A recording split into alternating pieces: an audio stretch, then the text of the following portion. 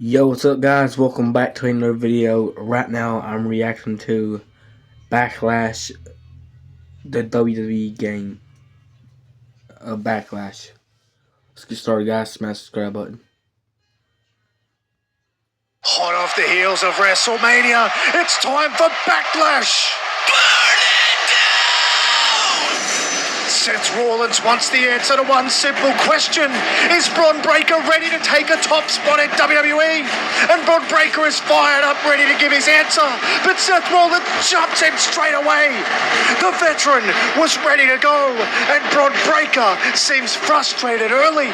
But Breakker is dangerous, and Seth finds that out the hard way because he hits top speed and wipes out Rollins.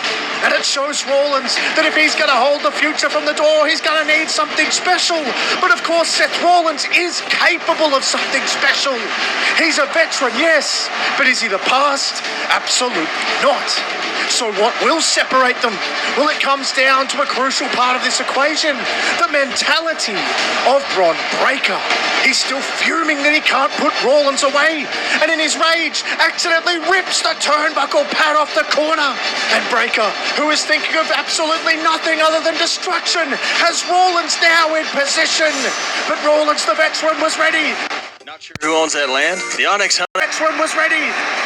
Rollins stops him off the middle rope and staves the rabid dog and the future from the door for now. And Seth Rollins, exhausted, barely escaping, leaves the ring and says, "You're good, Breakker, but you're not ready. Maybe next time, big dog." Rollins has been put through the ringer by the Vision, but someone else who has also been through the ringer is Io Sky at the hands of Asuka. And the fans have been wanting to see them finally get their hands on each other, and they do, in an absolute wrestling clinic. This has become so personal. It's all based in disrespect. The disrespect that Asuka has shown Io, costing her at every opportunity she can, especially when it comes to the Intercontinental Championship. And Asuka isn't above trying underhanded tactics once more. She shows throughout the match that taking shortcuts is absolutely her MO. Constantly trying to cheat. And now she introduces a chair. But not to use it. It's simply so the referee will take it. And now she has the chance to blind Io. But Io avoids, and the referee turned around at the wrong time. And it's the referee that gets the mist. Jessica Carr rolls to the outside in unbelievable pain. And Io was ready for Asuka. Takes to the sky for an over-the-moon salt for the 1, 2, 3, 4, 5, 6. You could count to 100 because the referee is down. And now Io goes to look for that ref. But Jessica Carr is still down. And unfortunately, this has given time for Asuka to get to her feet and lock in the Asuka lock. Io is in desperate trouble. It's dire. It's about to be over. And now a new referee sprints down to try and see if Io wants to tap or fade out. And she doesn't. Io instead fights out of the Asuka lock. Asuka panics. She looks for a punch, but Io reverses and then laces her with a shot to the jaw, sending her to the mat. And now she goes up top and lands not an over-the-moonsault, but a very insane-looking elbow. And it's a deeply personal win. You can tell it's an emotional one for her. It means a lot for a lot of different reasons. And now she can focus on bigger and better things in the future. But the future of the rest of the show is very clear, and that is going to be capped off by a blockbuster main event between Roman Reigns and Jacob Fatu, who are seen arriving at the building earlier today. But that's later. Up now, it's time to settle it, as Trick Williams is out for revenge for the death of his friend and confidant, the Gingerbread Man, at the hands of, well, the Gingerbread Man. And despite the silliness surrounding it, Sami Zayn is anything but in a silly mood. He thinks all of this is a joke and the United States champion shouldn't be treated this way. So he treats Trick with the same contempt. And this actually diverts into an outstanding wrestling match. Because whether you like how it came about or not, these two men can go. And it's extremely competitive. It's a good old-fashioned slobber knocker, and Trick Williams is actually getting the better of Sami. So much so that he feels the need to retreat. And Trick mocks him for leaving the ring before getting sick of it and chasing after him. But that reveals the real reason he went outside, and that is to get Trick Williams near the stairs to launch him into them. It's smart, albeit a little bit underhanded. However, as the match reaches its final stages, Trick, still feeling the effects of the steel, steals himself for a hell of a comeback. But it's not this comeback that makes the impact. It's another one.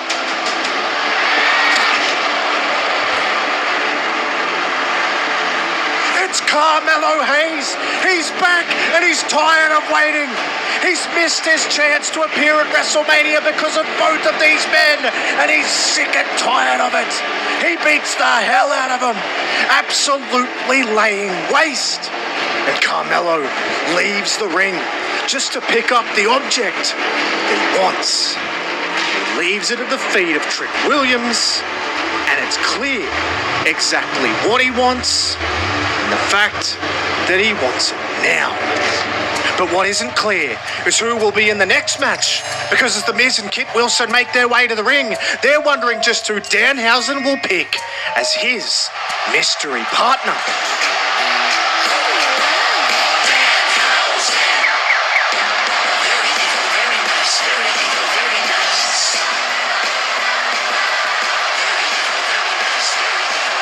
Of course, a man who has big beef with Kit Wilson. It's Jelly Roll. And this match just got very good, very evil, very jelly. But it doesn't go the way they want, because Kit and Miz are able to isolate Jelly Roll. They're able to get a ton of offense in on him.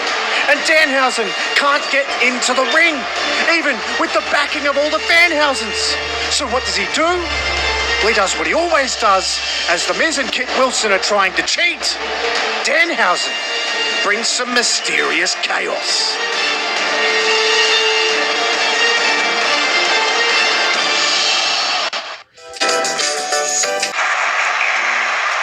Oh no! Miz doesn't realise he has Kit, and he plants it with a skull-crushing finale.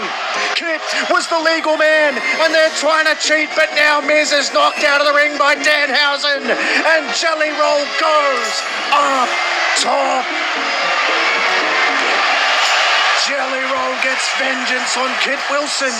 Danhausen gets the same on The Miz, and all the Fanhausens rejoice.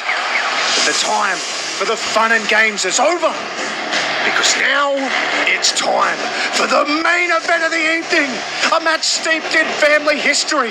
A match that, it's been said, is for everything.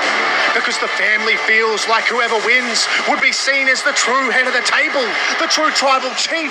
But the big catch is, Jacob has said specifically he doesn't even want that. But he needs the championship. He just wants what Roman has to level up his own situation. And he fights like it.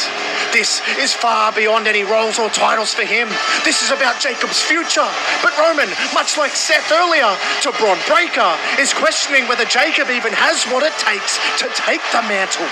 And just like Braun Breaker, Jacob is going to show him every reason why he can. Because he puts Roman into the deep water. Jacob is far more unhinged and chaotic, but Roman can absolutely see himself in Jacob. And it's in this deep water that we find out what both men are truly made of, because they collide and they both drop down, which immediately has everyone looking towards the stage, because this is usually the cue for the shenanigans. But there's nothing, because that's not what Roman Reigns is anymore. And It's never been Jacob Fatu, which is the best way to settle this kind of match, and they do settle it, but it takes a hell of a lot of punishment from both sides. Roman crashes Jacob's ribs off the ring post, causing Jacob to actually scream out uncharacteristically. He rarely shows this level of pain. He surely has broken ribs. But that doesn't mean he's gonna stop, because Jacob, back in the ring, actually gets back on top and he locks in the Tongan death grip.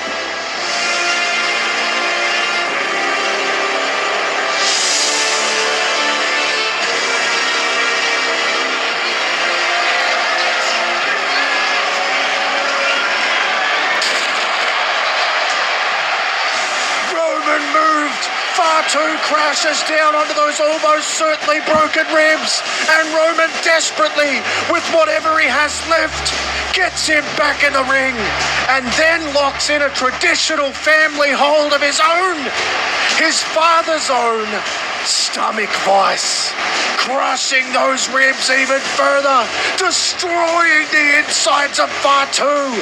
This match is steeped in family history, and it's going to be family history that ends it. But Fatu refuses to give up. However, what happens next doesn't require him to, because Roman lets go, calls him to his feet, ends it.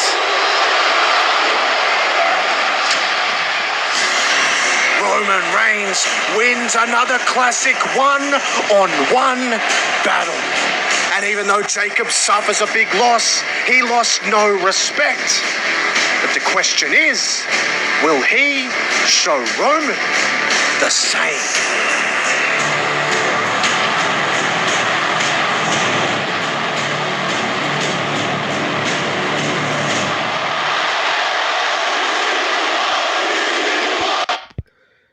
Thanks for watching, everybody. Subscribe, y'all, for more videos like this.